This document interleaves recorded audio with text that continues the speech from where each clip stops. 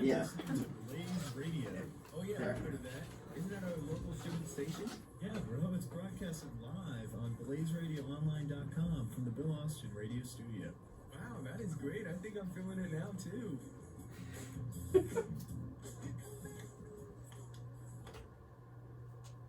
I was snapping, but it didn't work. All the Kingsmen reunion special live from the Bill Austin Radio Studios here in Phoenix, Arizona. What you were just listening to was a block of songs that I had in front of me and didn't have them when I was doing this. I Was a Teenage Anarchist by Against Me. We also had Distinct Complicity from Bikini Kill, yes. And Fairy Tale of New York from the Pogues. We apologize for the censors. Also, I'm not alone right now. I'm actually very happy to be joined by my successor and my grand-successor. Let me turn their mics on so they can pretend to laugh at my jokes. Vaughan Jones is here and Autriya Maneshni is also here. How are you guys doing? I'm good. I have no reason to suck up to you anymore because I took your job already. So. And I took his job. So. Yeah. So. I just genuinely think you're funny. I can't take compliments. Yes. I really love grand-successor. I think I'll be using that. Yeah, grand-successor is I think I'll be very putting good. that in my Slack bio. Yeah, whoever becomes the music director after Autriya is going to be my grand-successor. Yes. So. I will be my great-grand-successor. You're going to be a great-grandpa. Oh, my Oh, God. God. It's already happening. Okay. Let me snap out of the old man voice. We've been playing a lot of stuff for today, and I figured since we have maybe the once-in-a-lifetime opportunity to have 3 music directors in the same room and not destroy the world as a result, I figured we'd have a little bit of fun with this just for a couple minutes while we have left. 2021 has been a weird year for music, as has every year seemingly in the last couple of years, and I figured we would just point out a couple of our biggest highlights, of our biggest album standouts, our biggest track standouts, and just if we have a top 3 or anything of that sort. Autriya, I want to start with you because I know the least about your music taste. What has been your gauge of 2021 as a whole, and what are some of your standouts? Honestly, I think for me is female powerhouses in 2021. Singer-songwriters that are like female and women. They've been like really saying that to me, and obviously first person I can think of is Olivia Rodrigo. Her album is so good for somebody who's, I think she's only like 19 or 18. I'm not sure. I think she's like 18 or 19, but like for someone who's that young, already be like on the top, like she was on the Billboard charts for 3.5 weeks, I'm pretty sure, which was amazing. So I really like the album. Jealousy, Jealousy is my favorite song off of that album. It's so good. And if I were to pick a second album, it would probably be Lil Nas' album that just came out, Montero. It is so good. So good, right? Like, oh my gosh, like that man is so talented and he's so funny. I don't know if y'all watch his TikToks, but I do. It's hilarious to me thinking about that, like 2.5 years ago or so, Lil Nas X was the Old Town Road guy. Oh my gosh. And now, like, he just made a really fantastic, like, introspective album dealing with his sexuality and the difficulties that brought that it brought to him at a young age and everything. Yep. And, like, that's a long jump to take for the Old Town Road guy. On a sample he bought for, like, what, $30? Yeah. Yeah, but yeah, I love his album, and, like, Industry Baby is such a good song. That's a great song. So good. I actually have a funny story about that. My friend Nick Aguilera, ever the tastemaker, jokingly before Old Town Road like exploded, showed us that song and another rap country song called Yee on My Tractor. And he was like, these are hilarious, LOL. And like, of course, now Yee on My Tractor is lost to the annals of history. But Old Town Road is like the song. And it was the song culturally for like a whole year, basically. And so I just think that's really funny to me. Because in an alternate universe, we were all banging Yee on My Tractor. Yes. I love it. But yeah, like, Old Town Road becomes one of the last mega hits of the 2010s. Yep. And I think beyond all the importance that it also has that. Yeah. I did just literally listen to Montero the other day. I am still deciding whether I love it or not, but I think the first half just flies by. So strong. It's really strong. Yeah. There's so many songs in a row where you're just like, oh, I love this. My favorite track on that album is Scoop. Is that the one with Megan Thee Stallion? No, it's the one with Doja Cat. That's the one with Doja Cat. They have, you can tell, because Lil Nas X said that's the track he had the most fun writing and recording, and it's just, he has so much fun. Like, you can hear him smiling when he's like, I understand, I'm just trying to be and Doja Cat is great, and like, really enjoy it. Really enjoy it. Speaking of Planet Hurt, another album that I really enjoyed from this year. As another surprisingly like introspective and intelligent kind of album. Like I feel like Doja Cat is a really funny person outwardly, and she's mostly like jokes, and a lot of her writing like centers around her like female sexuality and empowerment and everything.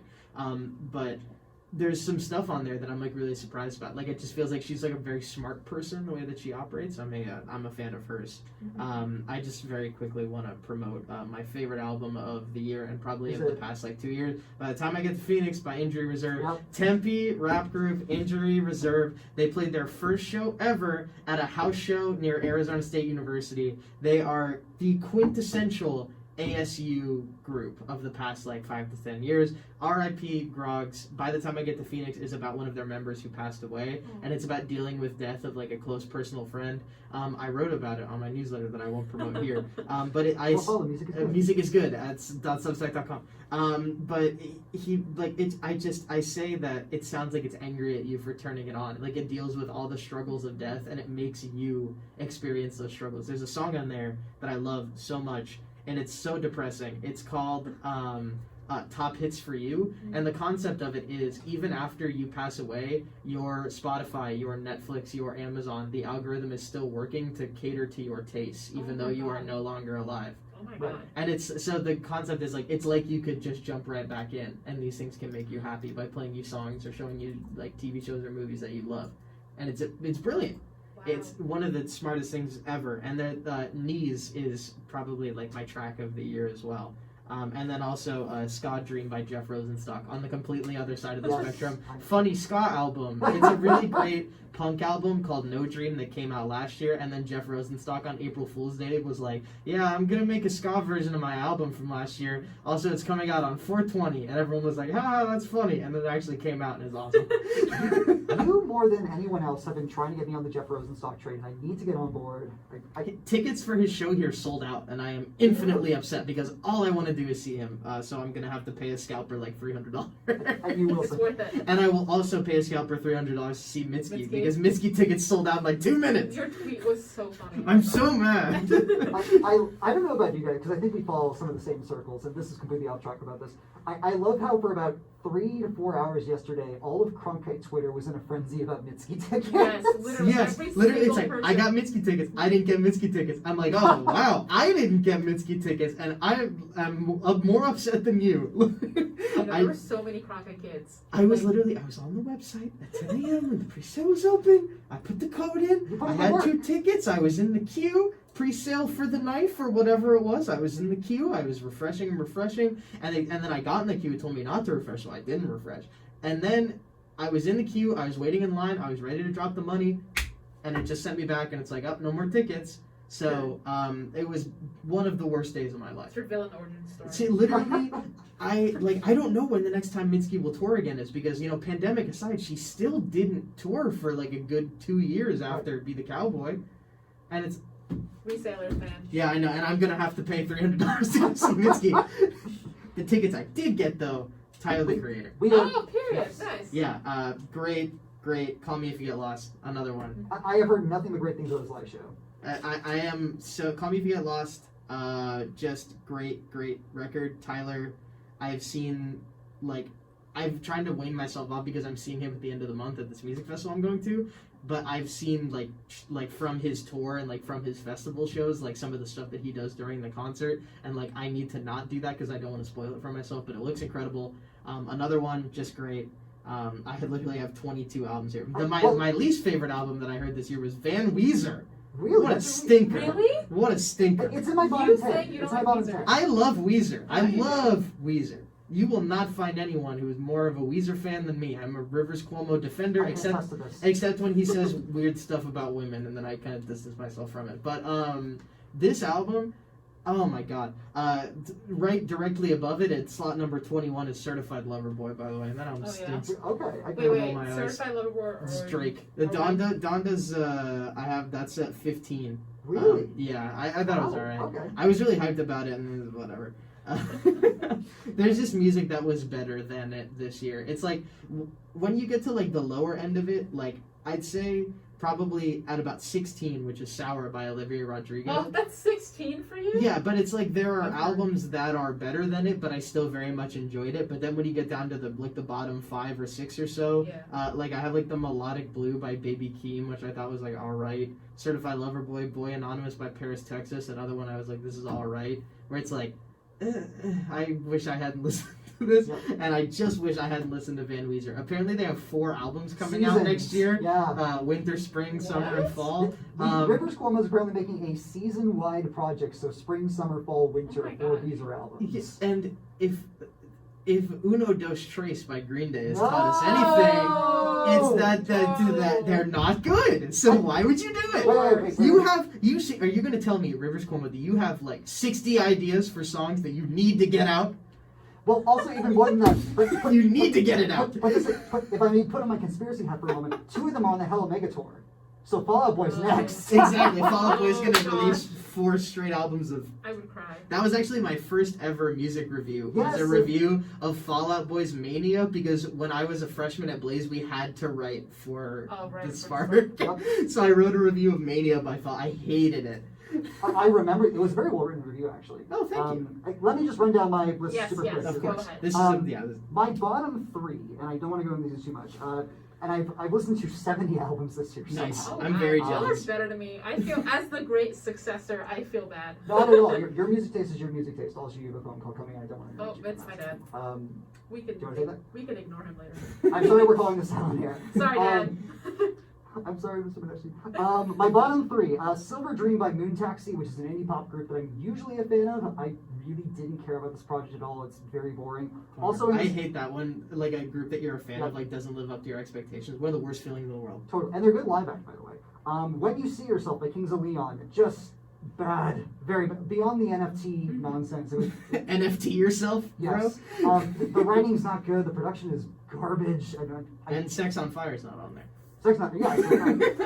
But at my very bottom is Human by OneRepublic. Oh, an album wait, that tells me you didn't listen to the new Imagine Dragons record I this have year. not, no. It would probably be in the bottom 5, but I could go into a whole thing, but we don't have time for that. Into my just top 10 real quick. Honorable mentions: Happier Than Ever, Billie Eilish. I adore that album. I think Really it's a good. evolution for her. Really, so, as someone who different. like I've been like I'm a Billie Eilish like enjoyer, but I'm not like, oh my god, she's the next best thing in pop music or whatever. I was really pleasantly surprised by how good that album was. The production is gorgeous. Strong stylistic departure too. It's Yeah. not creepy. It's like warm and Creepy. sentimental. Like a lot of her other stuff is creepy, but this is like warm and sentimental, and there's like a really like interesting emotional Yeah. complexity to it. Really like that. Anyway, And it basically just told me, like, Billie, just make a jazz album. yeah, Completely seriously, jazz just album. do like a nice jazz standard album like Ella Fitzgerald used to do. Yes. Just like a totally. bunch of like how high is the moon or whatever, like just like songs like that would be great. Anyway, Yes. Local artist, Danielle Durack's No Place, which is Yes. excellent. I didn't know about her until this album. I heard a bunch of, like our mutual friends talking about her.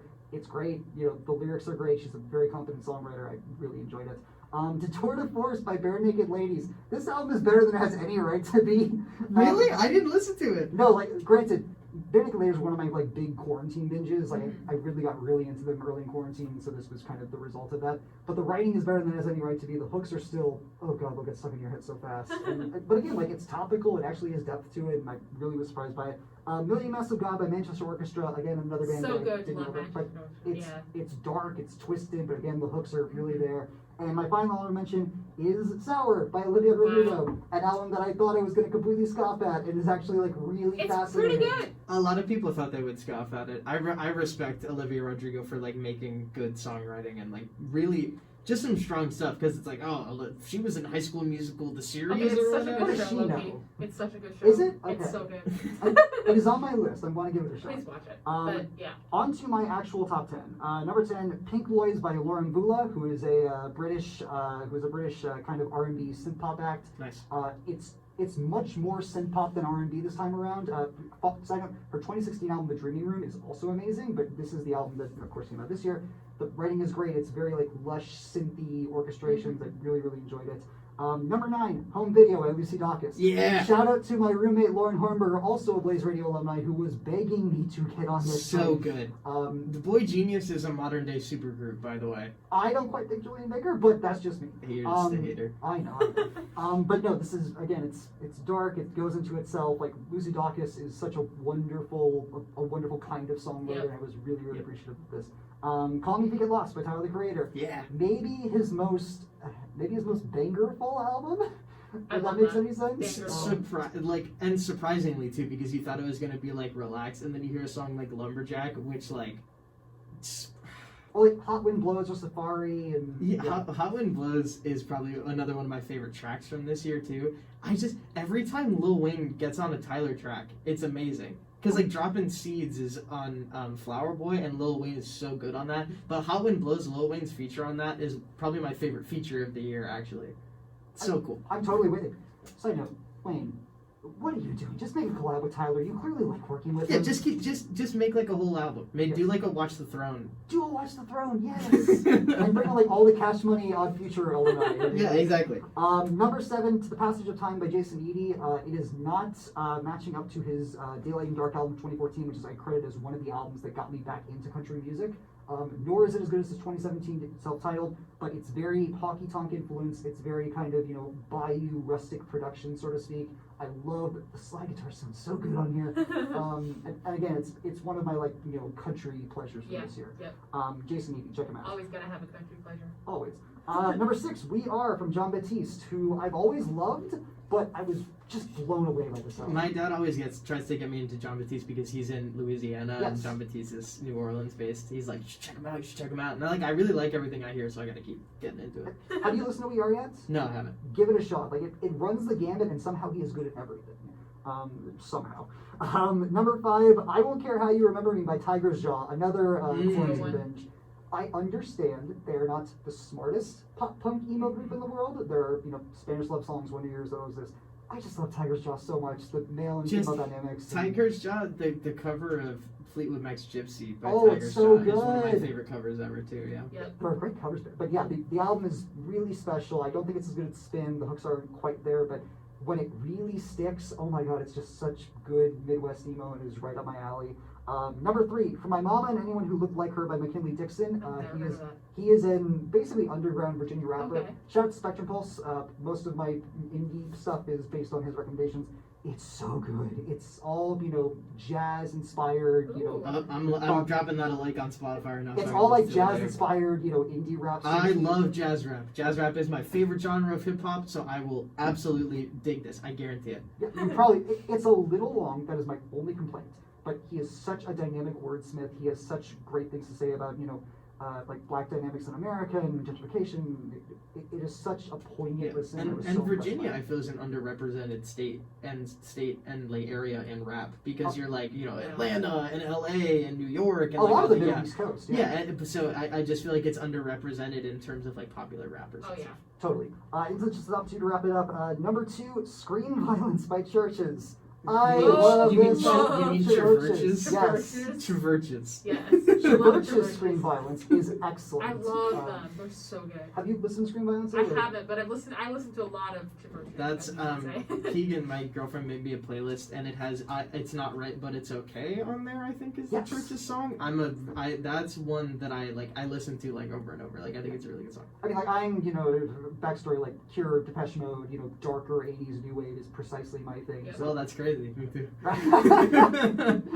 You wonder why we get along. But Y'all no. in a band or something? Oh, it's the Killbox music. I think the songwriting here takes a big turn, which I was not impressed with their last album in that department, but I think this one really takes a step up. Fixed it. Yes. How Not to Drown with Robert Smith is probably one of my favorite songs. Oh, Robert Smith's on that record? He's so good. Robert Smith, who should be the lead singer of the Smiths, but he's actually the lead singer of the Cure. If you were here the last couple of years and be like, hey, Robert Smith promised a new Cure album, where's this? You'll be begging for one after this. Yes. But no, CHRVCHES themselves are amazing. And my number 1 is Pushback by Jetty Bones. Her EP Hyphen, made by List a couple of years ago, I think she is a tremendously underappreciated indie songwriter. Hints of trap and country and Hold on, let me and get pop this on my rock and list emo. too. She is wonderful. Yeah, Her songwriting is If it's your number one, her songwriting is bitter, but also has this weird tinge of optimism. The hooks are, again, I keep saying the hooks are so good. Taking Up Space is one of my favorite songs of this year. But again, like, it's this album that it is very much the same thing as like Boy what Genius. was the name of the album again? Pushback by Jetty Bones. In fact, I'll run down the 10 again. Number 10, Pink Noise by Laura Mvula. Number 9, Home Video by Lucy Dacus. Number 8, Call Me If You Get Lost by Tyler the Creator. Number 7, To the Passage of Time by Jason Eady. Number 6, We Are by John Batiste. Number 5, I Won't Care How You Remember Me by Tiger's Jaw. Number 4, oh crud, I forgot number 4. Oh no, not it's a surprise 4. twist. Number 4 is The Shadow I Remember by Cloud Nothing, just an excellent pop punk album that I really, really appreciate.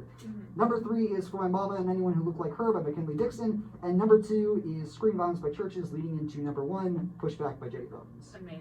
Excellent list. Is there I anything did else not that you have guys a would like list. to add? Collapsed in Sunbeams by Arlo Parks. Banger. Great R&B record. Really, really enjoyed it. If you like weird finger tappy, whatever it is, emo What? music, like Math Rock-esque? yeah, math rock-esque, like emo music. For the First Time by Black Country New Road I've heard is of a that. very confusing and fun little rock album. Mood Valiant by Hiatus Kaiyote. I had you listen to that. Which is good. Very enjoyable.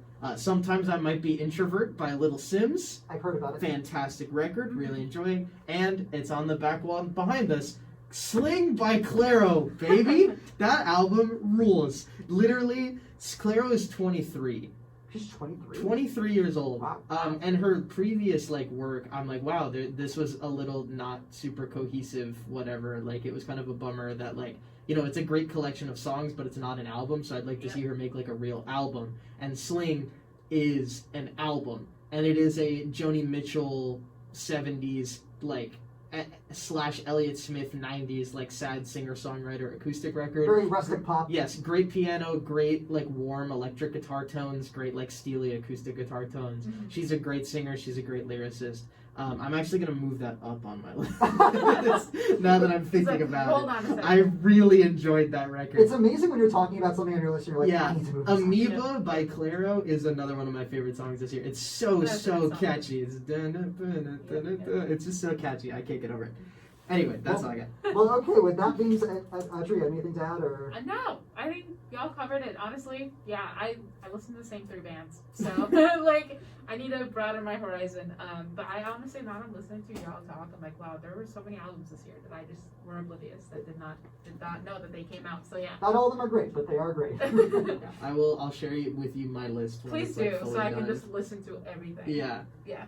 All right, with that being said, thank you guys Yeah. so much for joining. Real quick, Autriya, where can the people find you online if you got any projects to plug? Oh my gosh, projects to plug? I don't really have anything, but BlazeRadioOnline.com. yeah, I was gonna say I'll be a Blaze. I have my show every Wednesday at 4, and then I'm also a DJ on Thursdays, and then I also have another show which I took from my predecessor. Is that the right word? That's yeah. the one. Okay, cool.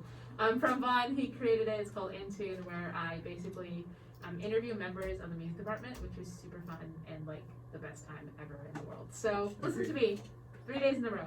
Side note, I love that you had that show. That was an idea that a lot of us were having in previous It's so years. cute. I'm so glad you were able It's to. so cute. Yeah, I love I talking to like. everybody I from submitted it. I was able to do it for a year. I wish I could have done it for 2, but Into super good, amazing I time. got you covered. Very fun. Yeah, just Yes. keep it going forever. Yeah, It's the best. And that's why I feel like a family. Yes. Vaughan Jones also joining us. Vaughan, thank Yeah. you again for bearing with my madness. Where can the people find you online, and what do you got going I on? bear with your madness once a week at practice too. Somehow. Cablebox_music on Instagram. That's me and Brandon's band.